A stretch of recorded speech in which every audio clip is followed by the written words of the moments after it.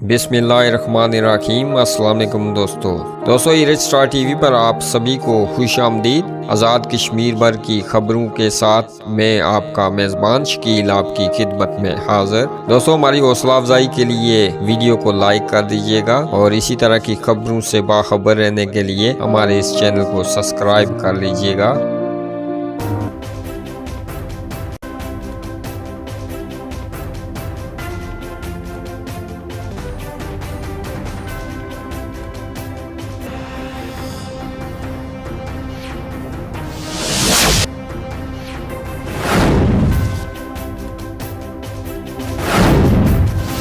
وزیر اعظم آزاد کشمیر نے سوموار سے آزاد کشمیر میں لاک ڈاؤن کی جملہ پابندیاں ختم کرنے کا اعلان کر دیا۔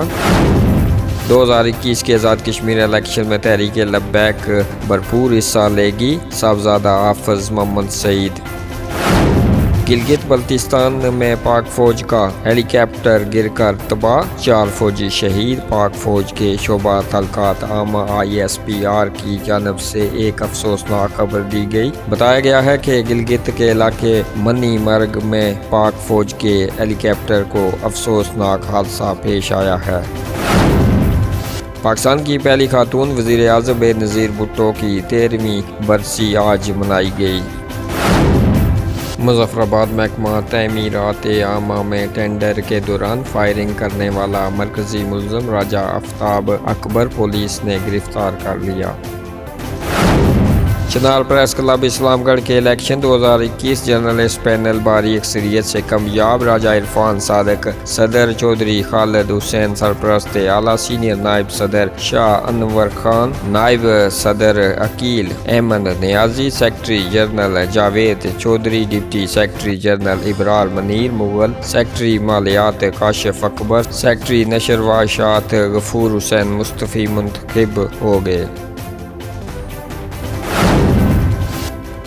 چودھری نثار آف بلوٹ بیرسٹر سلطان محمود چودھری کی قیادت میں PTI کشمیر میں شامل ہو گئے۔ باقاعدہ اعلان سابق وزیر اعظم بیرسٹر سلطان محمود چودھری کی موجودگی میں بلوٹ میں منعقد تقریب کے موقع پر کیا۔ بلوچستان دہشت گردوں کا چیک پوسٹ پر حملہ، فائرنگ کے تبادلے میں 7 FC اہلکار شہید۔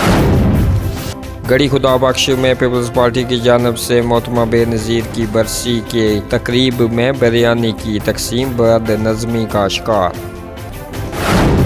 آزاد جموں و کشمیر میں ایک نجی موبائل سروس مہیا کرنے والی کمپنی کو ڈپٹی کمشنر ان لینڈ ریونیو کمپنی سرکل کی طرف سے 2 ارب 85 کروڑ روپے کی ٹیکس ریکوری کا نوٹس۔ آزاد حکومت کا آٹے کی قیمتوں میں کمی کا فیصلہ، 2 دن میں باضابطہ نوٹیفیکیشن متوقع۔ ذرائع